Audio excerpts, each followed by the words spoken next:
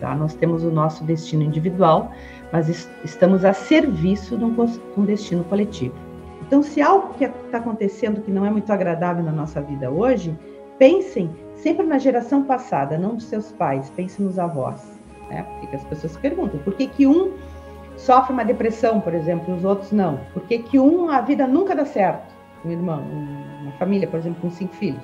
Qual o movimento mais impactante que tu já teve notícia na vida da pessoa após uma sessão de constelação? No momento que se faz uma constelação e que se reconcilia, eu já vi autistas saírem do espectro de autismo e não ter mais diagnóstico de autismo. Tem situações financeiras, por exemplo, pessoas que não tinham condições de ter filho.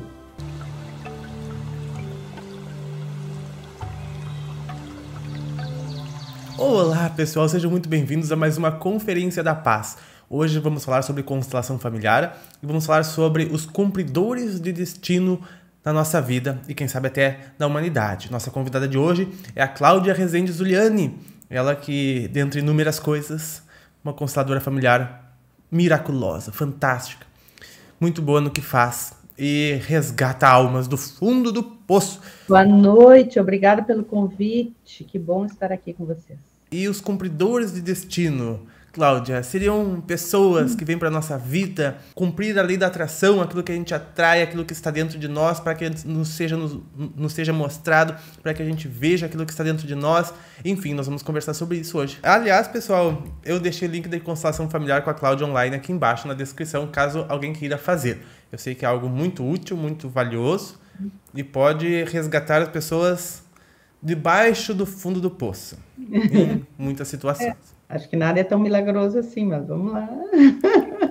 A gente falava bastante nos últimos momentos sobre coisas que seriam injustas, né? Injustiças aparentes por parte dos clientes, das pessoas que estavam sendo atendidas, questões que elas achavam que eram coisas injustas e que, na verdade, a constelação mostrava que sempre elas tinham relação na parte da atração com aquela questão, né?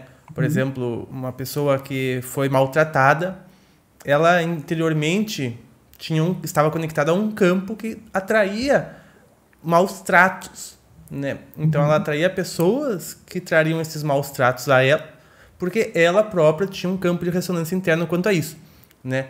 E então está correto pensar que no campo da constelação familiar nós não temos assim injustiças. É bem complexo isso. É complexo, né? Mas de um âmbito assim do campo.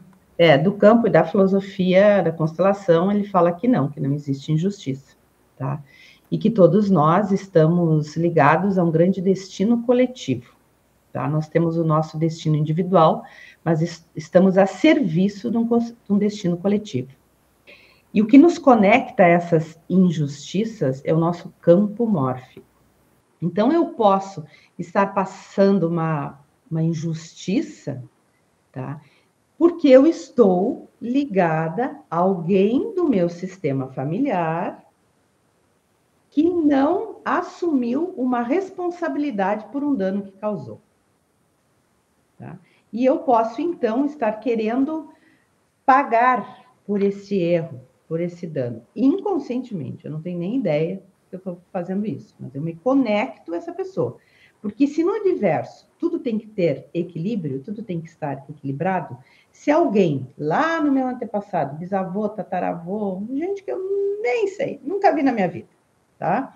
Essa pessoa causou um dano, essa pessoa matou alguém. Essa pessoa não assumiu a responsabilidade, tem algo que ficou em desequilíbrio. Então lá, a terceira geração, a segunda geração, geralmente a gente está conectada muito à geração dos nossos avós. Então, se algo que está acontecendo que não é muito agradável na nossa vida hoje, pensem sempre na geração passada, não dos seus pais, pensem nos avós. Tá? Geralmente está aí o fio, onde a ponta do novelo. Então, se alguém não pagou, não assumiu, eu venho, alguém do sistema, os menores, vem, alguém daquele sistema, vem assumir. Tá? Porque tem que equilibrar. Essa é uma das dinâmicas. Ah, mas isso é injusto. Pois é. Pensando por um lado, tá, mas eu não sei nada do que aquela criatura fez. Não tenho nem ideia. E eu estou pagando por uma coisa? Pois é, mas é assim. Bom, mas se a gente for olhar, né, Cláudia, pelo lado também da espiritualidade, o que ela nos diz sobre as nossas vidas no universo, a gente tem 2 pontos aí. Tu também está nos falando sobre que nós estamos a serviço do destino da humanidade, destino também da familiar. Nós estamos, né, para resolver as questões familiares, mesmo que inconsciente, a gente vai acabar representando essas energias não trabalhadas, não tratadas, digamos assim, esse karma que vem, essa energia obstruída, a gente vai ter que expressar em nós para que ela seja vista, já que não foi trabalhada no momento certo, na família, na genética, no DNA. Mas se a gente for ver também com o conhecimento da espiritualidade, que nos diz que os nossos ancestrais, muitas vezes, ou na maioria das vezes, somos nós mesmos, né? Se a gente, de repente, vai ver lá o nosso bisavô, por exemplo, ele pode ter recebido a educação de nós mesmos, quando éramos os pais deles. Há 100 anos atrás, há 150 anos atrás, uma encarnação passada. Então, mais uma vez, quem sabe quem originou os problemas que hoje nós estamos colhendo fomos nós mesmos, né? Isso é complexo, porque a constelação não trabalha com essa questão de vidas passadas. Aí uma outra visão da situação. A constelação sempre trabalha com antepassados, mas não que eu estive lá. A minha alma, não. Minha alma sou eu. Tá? Eu só estou conectada a esse campo. E por que eu? E de repente não um irmão meu se conecta a isso? Né? Porque as pessoas se perguntam, por que um sofre uma depressão, por exemplo, e os outros não? Por que a vida nunca dá certo? Um irmão, uma família, por exemplo, com 5 filhos. Um sempre dá errado e os outros prosperam. Bom, porque esta pessoa se conecta por algum motivo que não se explica completamente. O seu campo energético pessoal ela está a serviço desse sistema, dessa família, ela vem reparar. Então, quando se fala assim, pessoas que, por exemplo, têm problema com álcool, tá? Que são muito rechaçados, excluídos, né? E criticados, a pessoa que tem um problema com álcool na família, geralmente é a que tem mais amor. Porque ela pega para ela uma infinidade de questões daquela família e ela pega para ela. Eu resolvo. Eu me submeto a ser excluído, eu me submeto a ser rechaçado, a ser criticado. Eu me submeto por amor a vocês. Então, acho que a gente não tem uma resposta única para isso. Acho que ninguém tem, Paulo. É verdade. Estamos explorando, criando novas perguntas para a nossa compreensão, quem sabe, né?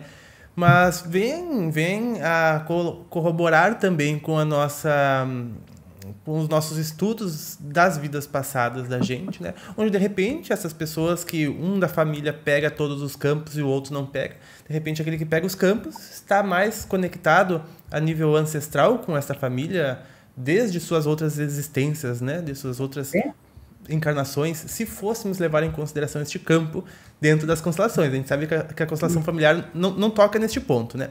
Não.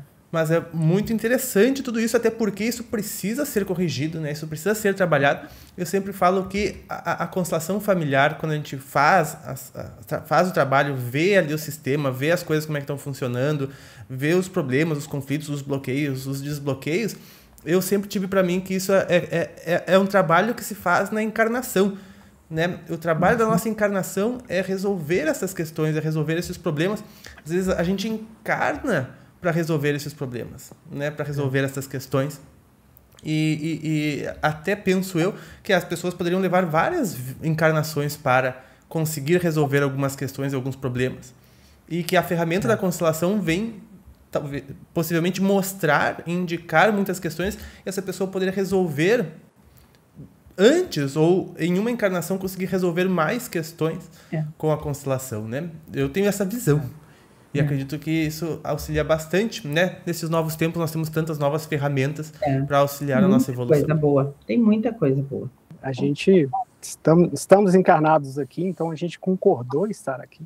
Né? E justamente uma das coisas que mais eleva o espírito é a abnegação, é o trabalho, é o servir. Então, pessoas, igual a Cláudia falou, né, que se colocam nessa posição, né, aos olhos humanos é uma tremenda injustiça, mas o servir é a coisa que mais edifica o espírito, né? Então, para uma pessoa aceitar uma posição dessa, vir e encarnar numa situação, né, que ela assume toda essa carga, vamos dizer assim, entre aspas, porque não é uma carga, é um trabalho, é uma missão.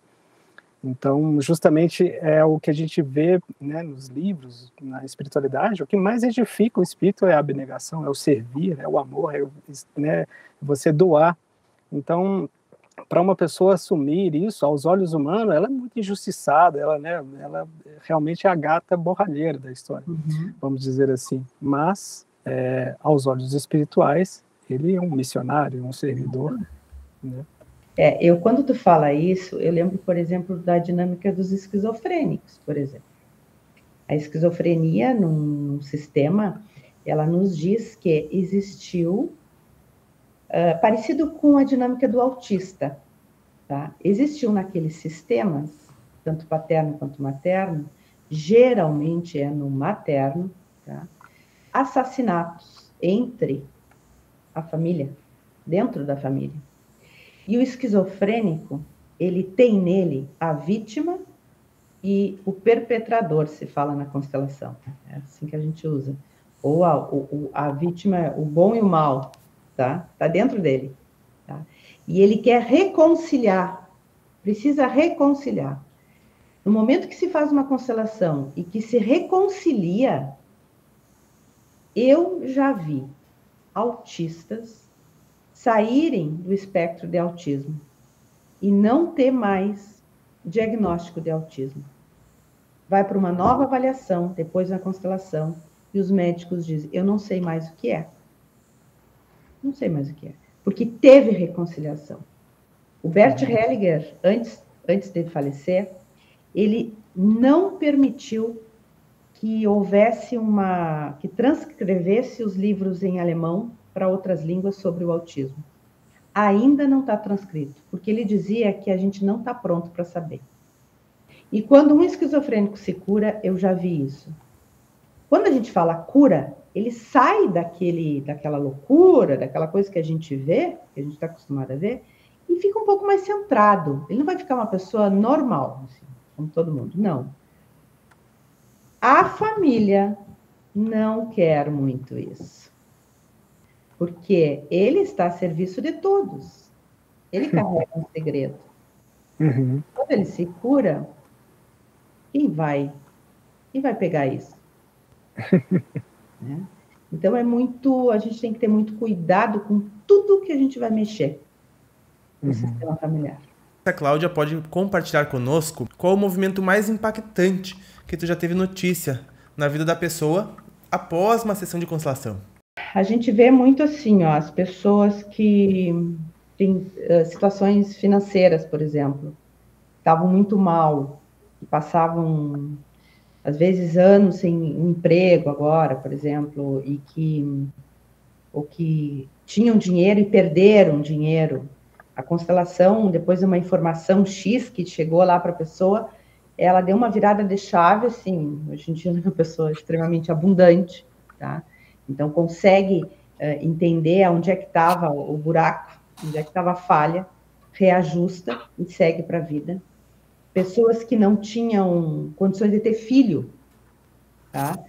Que faziam tratamentos para as mulheres para engravidar, e depois de 3 anos vieram para uma constelação. Eu tive um caso que 1 mês depois ela engravidou, tá? Já tem um filho. Tá? Um caso de autista. Eu tenho um caso de autista, quando eu levei 10 sessões com a mãe dessa menina, para ela aceitar a criança exatamente como ela era. E para trabalhar várias questões nela, tá? Depois disso, a gente fez uma última constelação, e essa menina, ela saiu do autismo. Ela não está mais diagnosticada como autista. Ela vai no colégio, ela aprende, ela se comunica. Ela é outra criança. Agora, a mãe vai fazer uma nova bateria de teste porque a mãe não se convenceu ainda. Aí o problema não é a criança, né? O problema é a mãe, que ainda não se convenceu. Porque a criança autista era também ela estava a serviço. Ela fazia pela mamãe ali. E agora, com a filha se curando, a mãe vai ter que olhar para as dores dela, né? Isso é muito interessante, né? A gente pega as dores do sistema familiar e sofre nós pelos outros. Uhum. E muito. Isso nos leva também às leis da ajuda, né? Quando a gente quer ajudar alguém, quando a gente quer fazer algo por alguém, a gente está se metendo num sistema que não nos pertence e que a gente vai acabar pegando dores. A gente se acha muito, muito poderoso, né? A gente tem uma dificuldade, quando eu digo gente, é nós seres humanos, uma dificuldade para assumir que a gente não pode, às vezes, ajudar.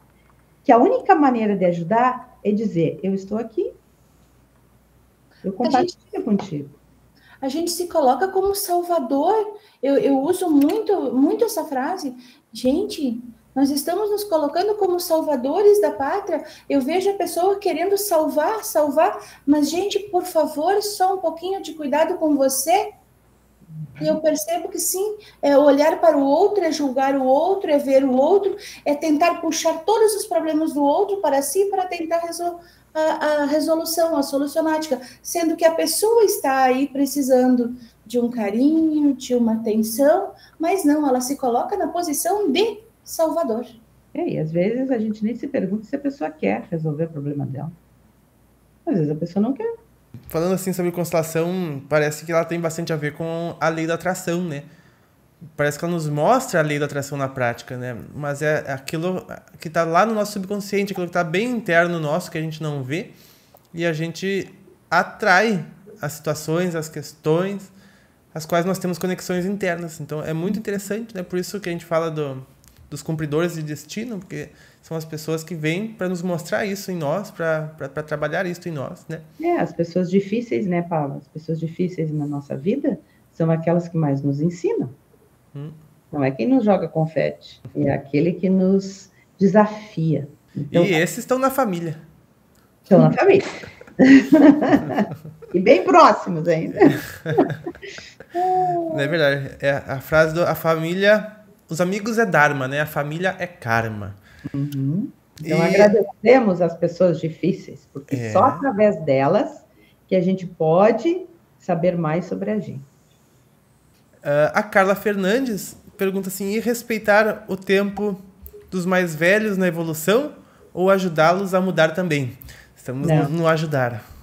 Não ajuda nada. Deixa eles no tempo deles e tu no teu tempo. Eles têm a história de vida deles no tempo de vida deles. E tu tem a tua história no teu tempo de vida.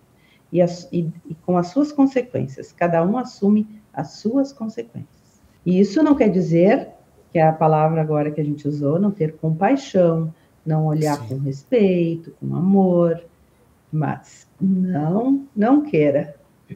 Cada um no seu tempo. É aquela coisa de ter consciência de que a pessoa é forte para superar e passar também por esses desafios, né? E obstáculos como forma de crescimento e fortalecimento. Da mesma forma como a gente não pode ajudar o pintinho a sair do ovo, porque senão ele não se fortalece, né? E temos mais uma pergunta para ti, Claudionica. Vamos ver. Quebrar um padrão é fazer diferente a partir de mim apenas? Sim, a partir só de ti. Começa, dá o primeiro passo. Então a gente não fica naquela dependência, puxa, eu só posso mudar a hora que fulanos mudarem. Primeiro muda a ti, depois o outro vem. Até o outro muda, né? Reboca, como diz. Né? O outro vem atrás. Muda a tua visão, que o outro também vai mudar. Primeiro, a gente só tem gerência sobre a gente mesmo. Sobre o outro é ilusão, não tem. Gente, eu sinto que cada vez, quanto mais eu cuido das minhas questões, mais eu me desenredo com a minha vida. Mais presentes eu recebo da vida, né? E quando eu digo cuidar das nossas questões, às vezes algumas pessoas, mas eu vou estar sendo egoísta. Não. Olha para ti, te melhora como ser humano, queira estar melhor com as pessoas na tua volta. Tudo vai se transformando, que tudo vai melhorando.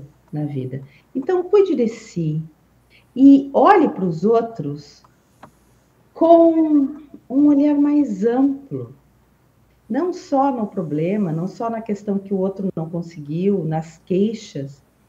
Como seria bom se a gente parasse de exigir demais do outro? A gente exige muito dos outros. Olhe para si e também pare de se exigir muito, de querer ser o melhor, de estar sempre evoluído. Vamos ser mais gentis também com as nossas dores, com as nossas questões, com as nossas dificuldades, porque é através delas que a gente se melhora. As rachaduras que deixam entrar a luz. Então, exatamente, acolha as suas rachaduras, acolha as suas dores. É através delas também que a gente cresce.